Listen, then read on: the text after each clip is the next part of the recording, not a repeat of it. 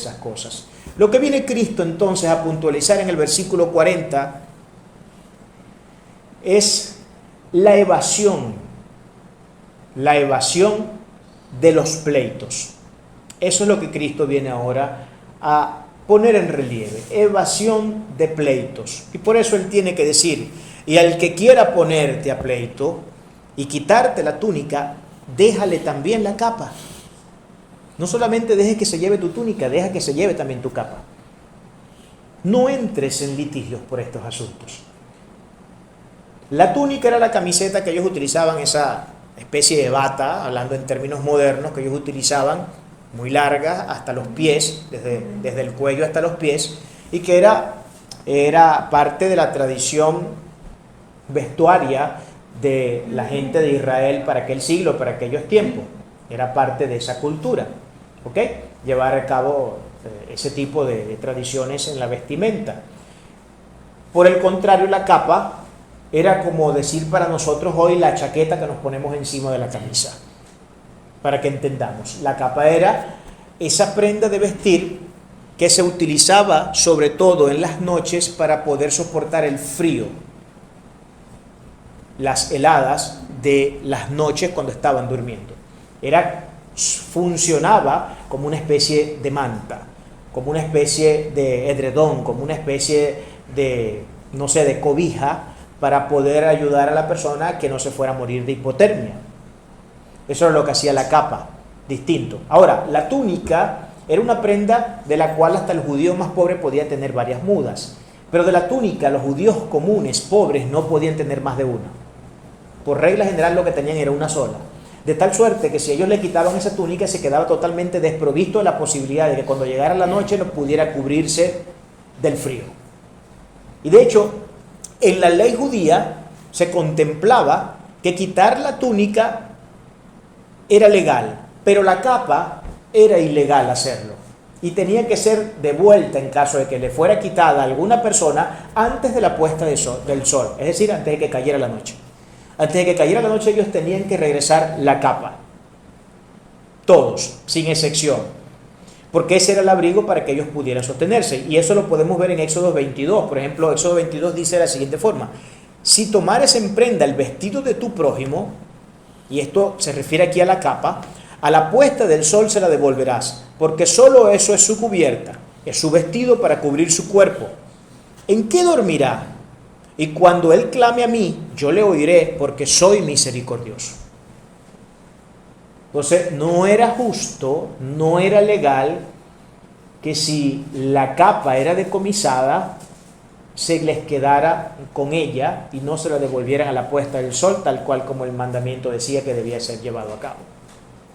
No era justo hacerlo de esa forma. ¿Qué es entonces lo que nosotros podemos concluir de este verso? Lo que nuestro Señor Jesucristo nos está diciendo acá, y lo que Él está diciendo acá a sus discípulos es: ustedes no deben entrar en litigios y en pleitos si alguien quiere buscarlos. Ustedes, antes de pensar en sus derechos, oigan bien lo que va a decir aquí, antes de pensar en sus derechos, no que no puedan pensar en sus derechos, pero antes de pensar en sus derechos, en lo primero que ustedes deben pensar es en cuáles son sus responsabilidades y deberes como creyente. Es responsabilidad y es deber de un creyente agarrarse por las greñas con una persona. Es responsabilidad y es deber de un creyente que si recibe un puñetazo, él devuelva 10 puñetazos por ese puñetazo que recibió. Tomándose, por ser un poco creativo, de la ley de la restitución. Voy a devolver 4 o 7 veces lo que me hagan. Entonces, si me dan un puñetazo, lo devuelvo por 4, lo devuelvo por 7, dependiendo de cómo yo elimine o examine más bien la ley de la restitución. Pues entonces así llevaré a cabo la situación. Pero lo primero que debe estar en mente de nosotros, si nos exigen y algo nos quitan, no es pensar de forma inmediata en nuestros derechos. Pero ¿cómo es posible que este y que aquel y que esto y que lo otro? No, lo que un creyente en este contexto debe hacer es precisamente interceder.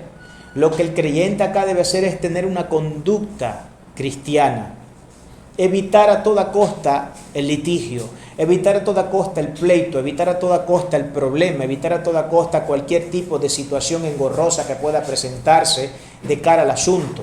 Y sí, si me quitaron la túnica, pues yo no solamente me quedaré con el hecho de que me hayan quitado la túnica, sino que incluso le daré la capa si es posible. ¿Pero por qué? ¿Qué es lo que implica este gesto de darle no solamente la túnica, sino que incluso se le da la capa? Este gesto que es lo que nos está llamando. Nos está llamando a lo que hemos venido diciendo, a evitar por completo cualquier tipo de riña que se pueda presentar en este asunto y además a demostrar el corazón compasivo y nada tóxico que un creyente debe tener. Te me llevaste la túnica, pero no importa, e incluso te doy la capa para que tengas la vestimenta completa. No importa si yo tengo que esta noche pasarla con frío y si es posible morirme de hipotermia, pero no quiero que lo mismo te pase a ti. Estamos viendo cuál es el deber del cristiano. Estamos viendo cuál es la responsabilidad del creyente. Qué distinto sonaría el cristianismo para el mundo si esa fuera la actitud que todo cristiano llevara a cabo cada vez que estuviera ante una situación de este tipo.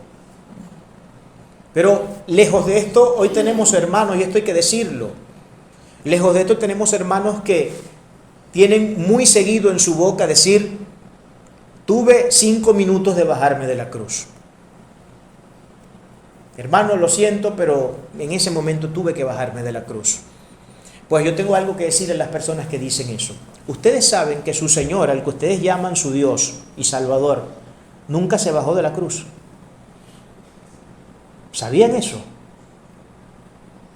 ¿Sabían que por los látigos que le hubieran dado, por las veces que hubieran escupido su rostro y por todo tipo de acto de deterioro, de malicia, de maldad, de socavo a la persona de nuestro Señor Jesucristo y Salvador, Él jamás, no solo fue que no se bajó de la cruz, es que ni siquiera Él lo hubiese siquiera pensado. Él siguió guindado en esa cruz hasta que esa cruz terminó de exprimir todo su ser al punto de llevarlo a la muerte.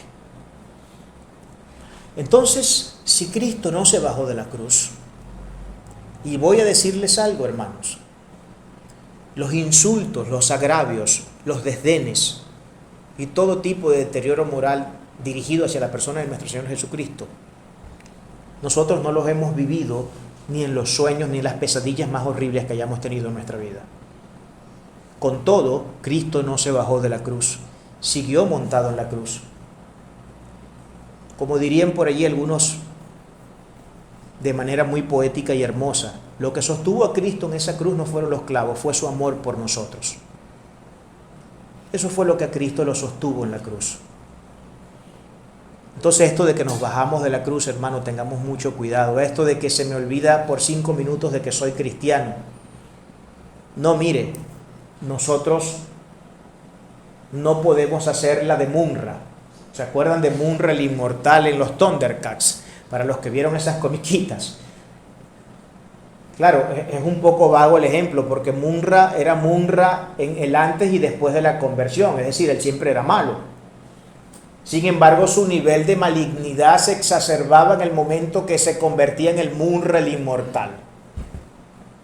Parece ser que esa ha sido la práctica de muchos creyentes en la modernidad, lamentablemente, pero es que estas cosas hay que decirlas con todas sus letras, no importa lo mal que caiga, hermano, hay que decirlo.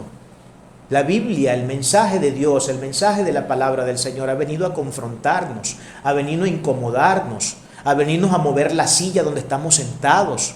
Y es que si el mensaje de Cristo no nos mueve la silla donde estamos sentados, si no nos mueve la cama, si no nos despierta en la madrugada incomodándonos con todo tipo de cosas, algo está pasando entonces. Algo está pasando. Porque lo que yo veo de mi Señor cada vez que Él se acercaba a un grupo de personas a predicar su palabra y hacer saber la voluntad del Padre Celestial a la humanidad, era que siempre se levantaba un polvorín. Sí, que era cierto que algunos decidían seguirlo, pero eran muchos más los que se convertían y se declaraban enemigos públicos del Señor que aquellos que decidían seguirle. De hecho, incluso muchos de los que decidían seguirle y decidían ser sus discípulos, luego lo terminaban traicionando a la mínima que se les presentaba alguna situación complicada. Eso era lo que pasaba. Eso era muy común en aquellos tiempos. Y sigue siendo común, ha seguido siendo una práctica común entre creyentes. Por eso que este mensaje, y tengo que decirlo, y las veces que tenga que decirlo las diré, es el examen de mayor rigor que nosotros podemos encontrar, o uno de los exámenes de mayor rigor que podemos encontrar dentro de las Sagradas Escrituras, para saber cuál es la calidad de creyente que tenemos y de qué estamos hechos realmente si somos cristianos. ¿De qué estamos nosotros hechos? Eso es lo que esto viene a ser. Eso es lo que esto viene a ser. Entonces, no pensamos en nuestros derechos como primera situación, para entonces tener la justificación de llevar a litigio una situación ante un tribunal. Lo primero que hacemos es pensar en nuestros deberes y responsabilidades éticas y morales. ¿Qué es lo que el Sagrado Texto dice que debo hacer? Entonces de esa forma tendré que comportarme.